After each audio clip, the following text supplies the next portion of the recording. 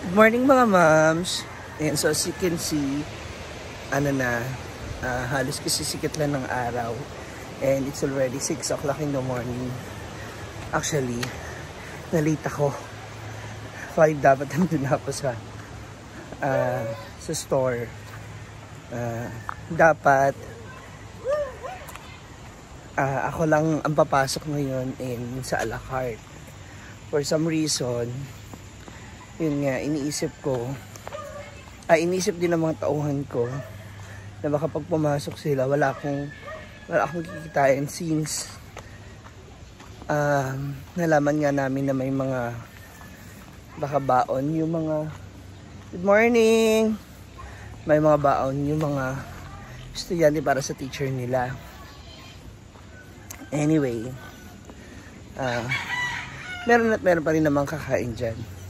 So I'm just hoping and praying na naman yung mga maluto namin maubos mamaya. And speaking of that, nagdala akong longganisa. Longganisa ba tawag sa inyo nito? O rambutan?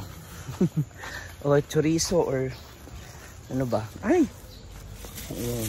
So, papunta na ako sa store. Ang gulo ng camera ko. I'm on the way to the store. Para at least matulungan ko si Michelle na magluto ng mga putahe namin ngayong araw na to. And bago tayo mag-continue, Happy Teacher's Day sa lahat ng mga teachers. Thank you so much for everything.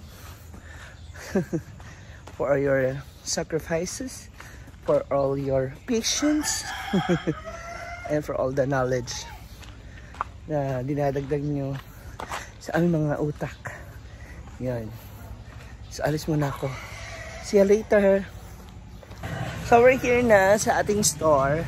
And since it's Teacher's Day, dito pa rin sila nanay. Good morning, Nay! Yan, may mga tinda silang ganito. Saka, mga ganito, ganyan. Magpa-flower. Yan, pumabaypay para sa mga teachers. Naka-ready na rin yung mga officers. So, welcome the teachers. Ayan. Siyempre, nandito rin yung Cheren! Siya naman, ewan ko kung naalala nyo siya, na isama ko na siya before sa vlog ko. Siya yung beshi po ni Brenda, isa sa mga kababata ni Brenda. And natulungan din ni Brenda. Kaya ngayon naman, magtitinda siya ulit ng flowers. Magkano ganito yung malalaki?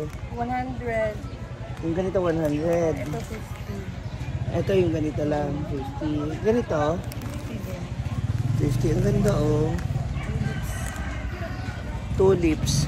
So, dalawa. Yung mga ganyan. 100. Naayatan pa ako dyan. Ba't di mo isabit? O yan, parang nakaganyan. Diba? Parang mas maganda siya. Tayo dyan. Oo, si Styro. Opo. Ayan. At kami naman ngayon, dalawa lang kami ni Michelle actually. Actually, ayaw nyo na talagang pumasok. Ano sabi mo sa akin? Wala. Yung totoo. Tagan balo nila. Kasi baka wala raw. Ay, maraming baon kasi yung mga estudyante. So baka, ang tendency, walang kumain, walang bumili. Parang malulugi ako. Kasi syempre, kung walang kakain, wala kaming sales. Ano nga naman ano nga naman ipapasahod ko sa kanya. So, nag-worry din siya kung ganun.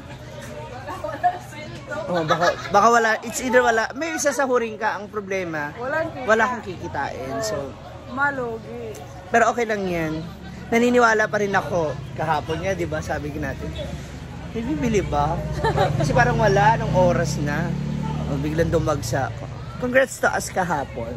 O yan, magluluto na kami. Amin naman ay iangat ko itong bintana natin para maganda. See ya! Yan yung ating mga student.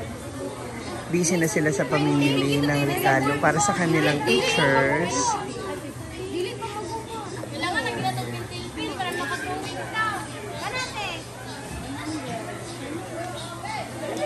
Yan na ang aming ginataang sari-saring gulay. O baka mamaya mawala na yung And we have our fried chicken. Together with our chef. Oh my God. May kasyungahan ako nagawa. Para po sa chicken curry. Nagawa kong ganito. Nadurog ko siya. Akala ko minudo yung gagawin. Syunga-syunga. So, eto na mga moms. Tapos na pala yung aming mga niluluto. Na, andito na yung ating talong at saka longganisa. Pinagsama ko na siya. We also have satanghon. Sa nilayaki sa ibang pansin. Lumpia, Bicol Express. Hindi siya ganun karami. Marami lang siyang, marami yung bilang pero hindi siya ganun karami yung quantity. The gulay is there. Kasi may mga ibang mga tinins pa rin ako kahit. And of course, fried chicken. And, tapos, ayan, nagsisimula na yung kanilang program. Okay na. Ay, napainit ko na yung sauce. Okay na. So, ayan na yung inihaw natin. Actually, ayaw po talaga niya rin magtinda kasi yun nga baka yung kikitain, makasahod lang sa kanya. Mukha nga, pag binenta mo yan, ano? Oh, diba? Totoo. So, ngayon may program na ngayon sa loob ng school. So, yung mga teachers kanina, may ilan lang mga teachers na kumain na. So, later na lang. Tingnan natin yung iba mga teacher. Batiin natin sila.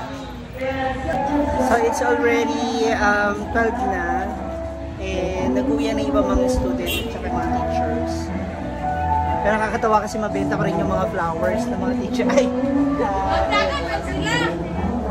Ha? Doon ka punta. Alas na sila.